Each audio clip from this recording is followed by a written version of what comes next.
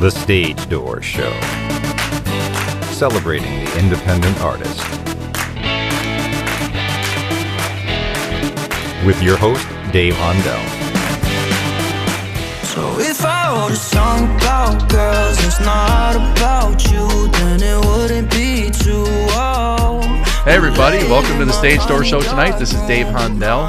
I have a very special guest with me tonight, man. 20-year-old recording artist, songwriter, and producer, Ori Rose, and he is ready to make a splash in the music industry. Hey, Ori, how you doing, man? What's up, Dave? How are you? Man, I'm doing very, very well. Man, you made an appearance, and I want to start with this, because you made an appearance on Season 1 of the NBC series Songland, which is a songwriting competition and, has celebrity judges and so forth. But, tell us how you were able to get on that show and how that experience was. Yeah, so, it's kind of crazy. A couple months after I had graduated high school, I decided I wanted to do music full-time, and I moved to New York City, and literally the first songwriting session I had in New York City ended up leading to the song that got me on the show.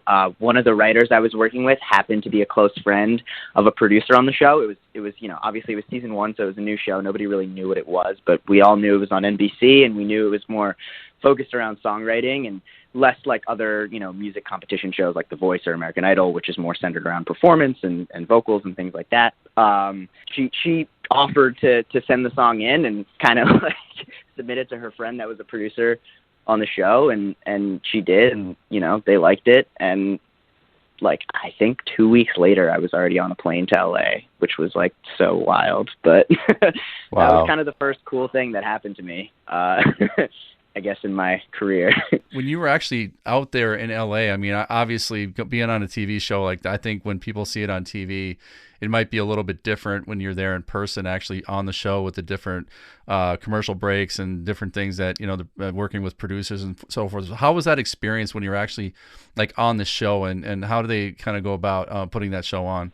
The whole crew there was so nice and just so supportive, and they really understood all of the emotional turmoil that everybody was going through. Everybody's just getting ready to present their, essentially, if you haven't seen the show before, the premise of it is you're pitching a song that you wrote to another artist, generally a pretty established artist, on the show via a performance of that song. And then at the end of the show, at the end of each episode, the artist of that episode picks their favorite song, and then they actually go ahead and record it and release it, which is a really neat sort of concept.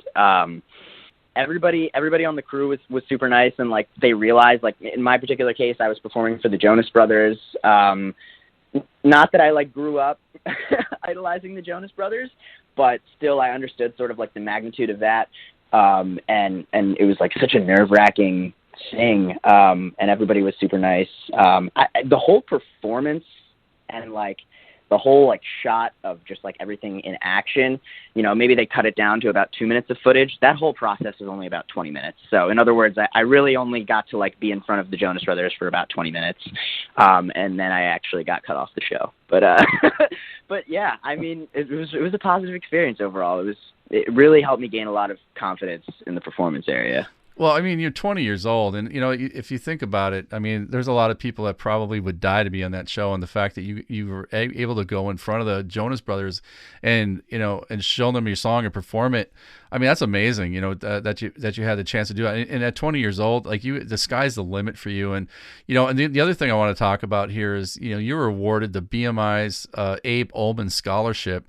That's got to be exciting. And first of all, talk about that, but explain to our listeners what BMI is. Yeah, so basically BMI is one of two major performance rights organizations. So at the end of the day, the function of a performance rights organization is to collect your royalties as a songwriter.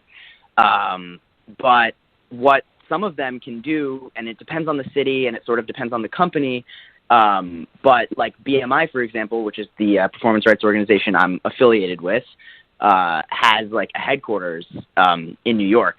So I actually fairly frequently would go into their office and meet with their crew there. They have they have a team of creative directors, and essentially a big part of their job is connecting songwriters, producers, artists in the New York scene, which is really cool. And it was like a huge part of sort of me first coming up, and just meeting people and networking and really growing creatively. So yeah, I mean, I was like super adamant about like every single song I wrote, no matter who it was with, at what time. As soon as I had a recorded demo of it, I would send it to my boy Brandon over there at BMI. Shout out Brandon Haas. And I would consistently send him music, and one day I sent him a song and he emails me back and he's like, dude, I've got some exciting news for you. Why don't you come into the office next week? I want to tell you in person. And then, he told me I had like no idea what to expect, but I came in and I didn't even know what the award was, but I found out that like John Legend had won it, in years past, and this incredible, songwriter Emily Warren had won it in years past. And I was just like, wow, this is great. It's basically awarded to like the most sort of promising, it's awarded to 2 people every year. And it's the most promising sort of songwriter, in their eyes. So that was a huge honor, to this day, for sure. It was like one of the real first achievements I felt that I had gotten. Let's talk a little bit about the business end of things, because I know, being so young, I talked to you about a week ago, and I'm just amazed by your knowledge of the music business. And I was mentioning names that that I was amazed that you even knew. So that just tells me that you're a student of music and also of the business. You know a lot about the business, and I think at a young age like this, it's important because with the indie artists that we've had on the show, or that might be our listeners. Talk about the importance of knowing the business of music, because I think a lot of people that put music out, I think it's great that, they put the music itself out, but they don't really understand the publishing of it, or they don't understand the distribution of it, or also, when we talked about the business end, the legal end of things, with, copywriting your music. So talk about that real quick as a young artist, and so much that you know about it, but I think you can spread some knowledge to some of our other listeners out there. Absolutely. Yeah. I mean, I think it's pretty paramount to kind of understand what you're getting yourself into. I feel like we've all, even if you're not necessarily involved in the music industry, we've all heard sort of horror stories of people getting locked into these crazy deals, whether it be a record deal, a publishing deal, whatever it is. And their whole sort of careers being ruined by that. And that stuff is all out there. It's all very real. And I owe a lot of like the knowledge that I have in particular to just people that mentored me along the way.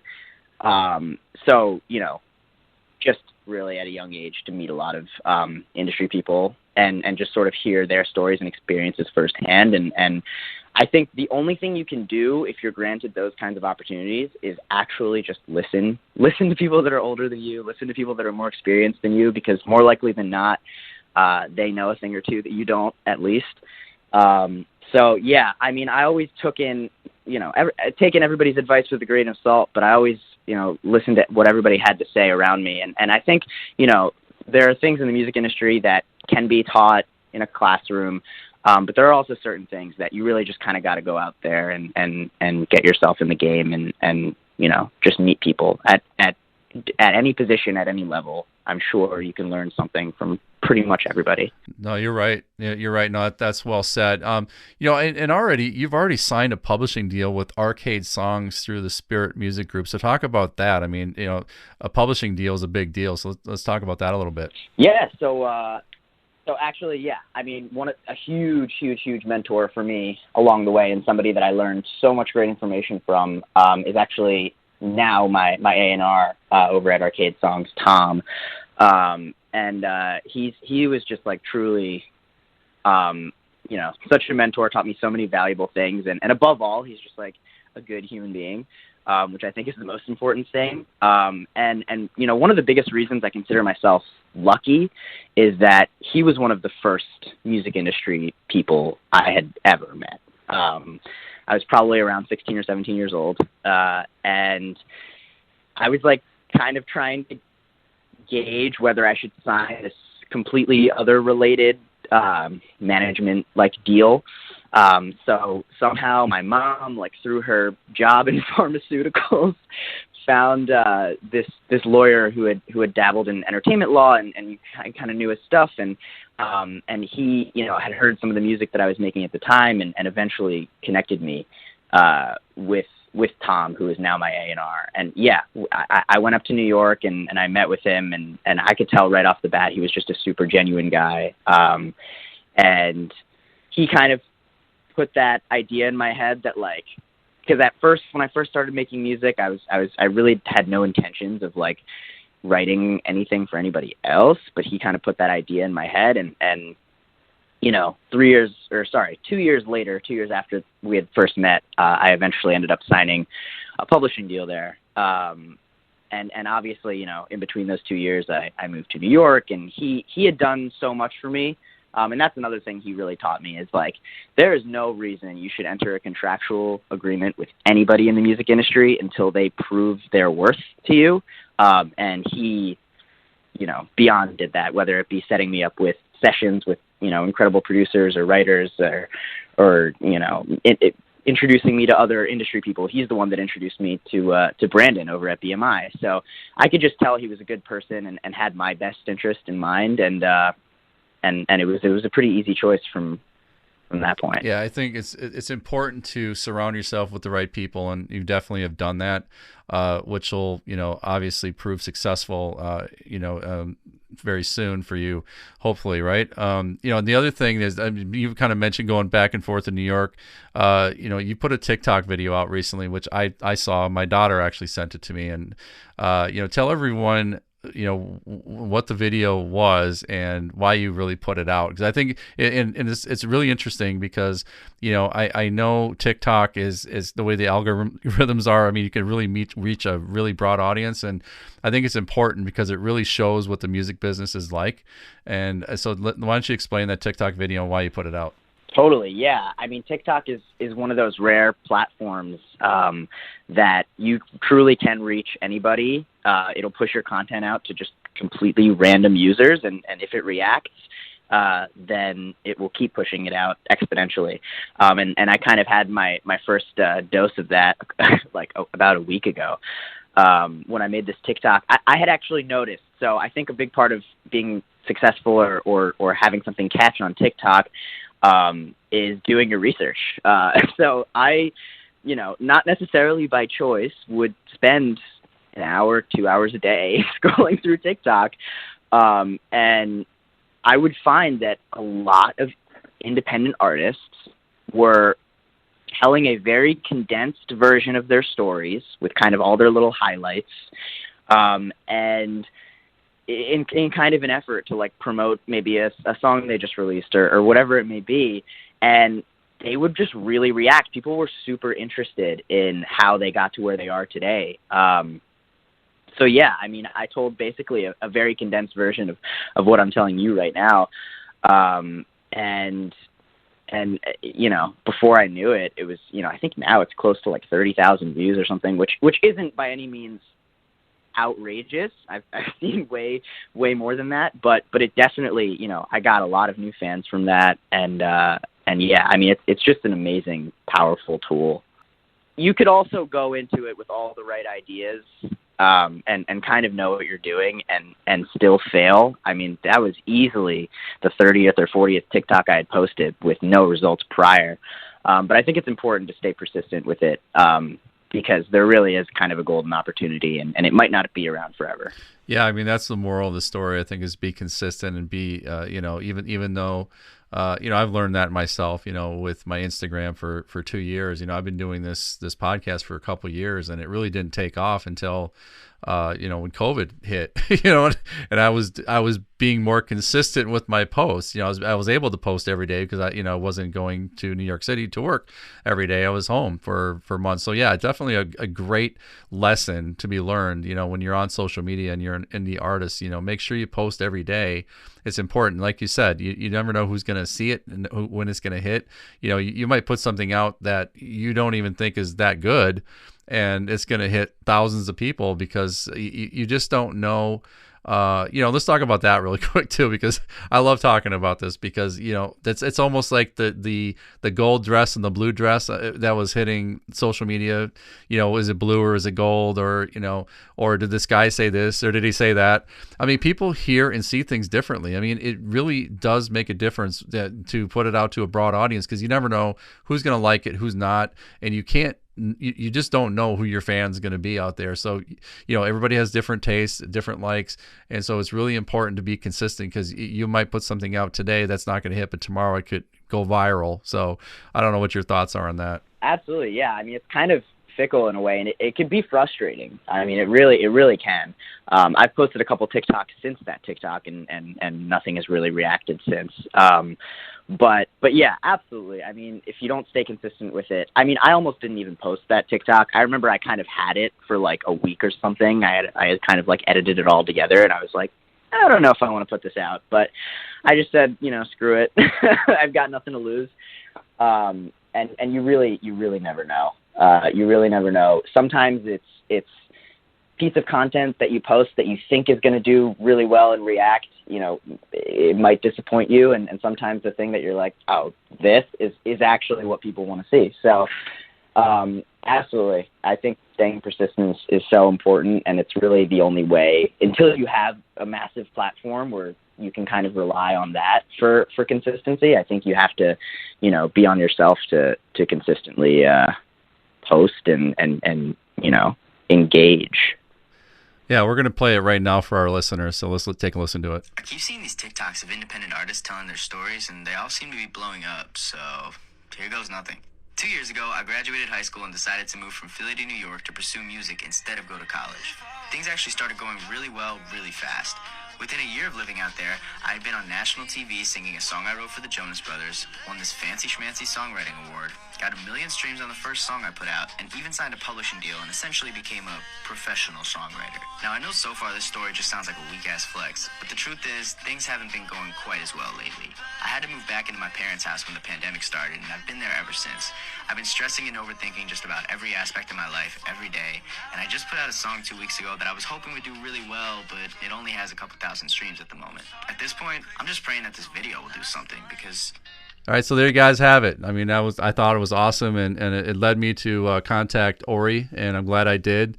Like I said, kudos to my daughter for giving it to me, because I would have never known. So thank you, Jess. So I wanted to also ask you this question, because I'm always wondering when songwriters write music, if they ever have anybody in mind that they would just love to have record their song. And I saw this when I was in the Songwriters Guild, working with some of the songwriters. We had a lot of people who, had like Freddie Mercury recorded somebody's song, and Roberta Flack and some of the others out there. And it was just an amazing honor for that to happen. So have you ever thought in your head, I'd love to have this person, record whatever song I just wrote? Yeah. So I actually, obviously I'd be super honored for a ton of artists to record any songs I write. I find I have a pretty wide taste in music, and there are just a lot of artists that I sort of idolize, and it would be a dream come true. I find that when I write a song and I can hear 15 different artists on it, regardless of genre, then I've written a good song. If I write a song and I try to target like one particular artist, then I'm just going to try to think, oh, what does that artist want? And that's not something that I really know or ever will know. So yeah, I really just try to write the best song possible, and I know I've written something good when I'm like, oh my God, I could hear, Ed Sheeran singing this, I could hear Halsey singing this, I could, whatever. But like, as soon as I've hit that, like, and as soon as, especially, if I'm writing it with other people and other people are saying a bunch of different things and I'm like, oh my God, you're so right, I could totally also hear Justin Bieber singing that, I wouldn't have thought of that, then it's like, that further validates it for sure. When writing music, you could really, in the industry, because I know you're only 20, but, in the industry, I know there's songwriters that have such a library that they could stay relevant in the music business for years and years. And, some performers aren't songwriters necessarily, but as a songwriter, I think you could keep yourself relevant for a long time, right? Absolutely, yeah. I mean, I think being a successful artist is somewhat contingent on luck. I do think fame is a pretty fickle thing, and it definitely comes in waves, and sometimes it'll come and go and then come back, and sometimes it'll just come and go and never come back. So I think relying on a long-term career as an artist in the music industry is a bit of a dangerous thought. I mean, it's certainly something that I would love, but I also think that, getting more into songwriting and writing for other artists, for me personally, has not only been a good way to kind of put a couple eggs in a couple other baskets too, but it's also, I love just picking other people's brains, and like, it's a whole different world when I'm making music for myself.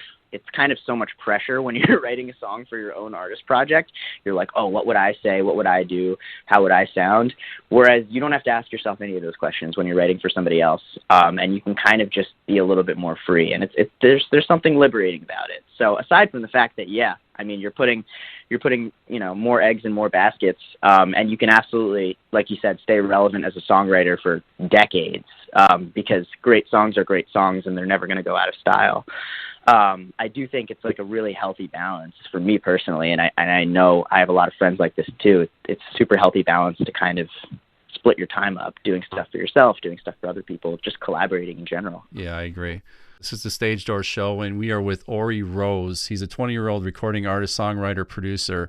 We're happy to have him on the show. And I wanted to ask you, Ori, when did you start writing music? When did you start having that love of writing music and performing? I feel like it was relatively late. I was probably around 15, like early high school. I have like a lot of friends that, grew up with it and kind of naturally from the age they were like from the age of 3, they were like some sort of musical prodigy. But no, that definitely wasn't me. I was definitely interested in writing in general prior to music. But the music part of it really only came about. Funny enough, I discovered, one of my all-time favorite artists on the internet, on YouTube, John Bellion. He was, he's an incredibly talented artist from Long Island, and he was posting videos of him like producing and writing his own music, and I just thought it was the coolest thing ever. So I remember being really, I remember there was one night where I discovered him and I got really excited, and the next day I ordered myself a keyboard and I kind of just started getting to it. But yeah, I mean, that was the initial catalyst. And ever since then, obviously I've been inspired by a ton of people, but yeah, I think that was the first moment where I was like, I think I know what I want to do. That's amazing. That's great. And speaking of writing, you wrote your own artist project here, A.S.A.G, which is a song, a single, quickly picking up some traction out there, and even has some industry interest out there. So talk about your single A.S.A.G. Yeah, I mean, I've released music in the past, but I have to say this has been the most rewarding experience I've had releasing a song. It has. With zero label, zero budget, like I've literally spent $0 marketing this song. And as of now, zero like official Spotify playlist support. We're at a little over 20,000 streams, which I'm really proud of, really truly just people listening to the song. And, I've just through the song being out there and people discovering it organically, I've gotten in contact with some more people in the industry, some management, some labels, some things of that nature, some blogs, and really just like some incredible people that I had no idea it was coming when I released the song. Not to say that the song itself has completely exploded or blown up or anything like that, but it's really been a rewarding experience. I've never experienced this type of reaction, whether it be from people in the industry or even just friends and family, just being so supportive and genuinely enjoying the track. So it's really been cool. So talk about the thought behind the track, when you wrote it. I mean, what was the feeling behind it? So the song is called A.S.A.G. It stands, I guess, for a song about girls. I actually usually don't write romantic, lovey-dovey songs, and this was almost a very calculated song that I sort of came into my my session that day knowing, like, I was like, I kind of want to write that, like, just infectious love, like, catchy song that people can kind of jam to. I'm sorry about the crazy shit I told you last night. Last girl left me in the dark without a flashlight, and now I got this paranoia inside me, worried that it's slowly, slowly driving you away. And that's my bad, you should correct me. I know what's right, but that can get me, 'cause sometimes I act like a lefty, but you still by my side. So if I wrote a song about girls that's not about you, then it wouldn't be too old. We're laying in my tiny dark room with 90s cartoons, and I just had to say, don't wanna get drunk in the back of some basement, 'cause we got that love from the past generation. And if you really my whole world, why the fuck would I write a song about any other girl? Sometimes you scare me, but I'm happy I signed up. How you fit all that attitude inside 5'1"? I should've never underestimated you. I guess I better pay my dues right away. Like, that's my bad, you should correct me. I know what's right, but that can get me, 'cause sometimes I act like a lefty, but you still by my side. And I knew I wanted it to kind of have a bit of a timeless feel. So I just said, screw it. I mean, it's truly not a song about personal experience. It's definitely more of a song about an idea of a person. I myself have never really been in like a super serious long-term relationship or anything of that nature. So yeah, I mean, I really just wanted to make it as fun as possible. And there's certainly a time and a place for more serious songs and songs based on personal life experience. But I also think there's a time and a place to just say, I want to have fun and I want to kind of just get creative and write something a little different. So that's kind of what the song was, and so far the reaction's been awesome, so I'm just really grateful. So you're also working on some other, releasing some other music out there for the future, so let's talk about that for your project, and then also you're co-writing with some other artists as well, right? Yeah. Both for myself and for some other artists. Yeah, I mean, for my own music, I'm trying to just consistently release. I've made the mistake before of not consistently releasing, and that didn't work out so well. So, you know, just like we were talking about before with social media content, I think persistence is so huge, and obviously that you know, it's the same for releasing music. But yeah, I've also, like I said, been working with some other artists, some other incredibly talented artists. I had a song come out this past year with an awesome artist named Alec Chambers that I was really excited about. This song called Something to Cry About.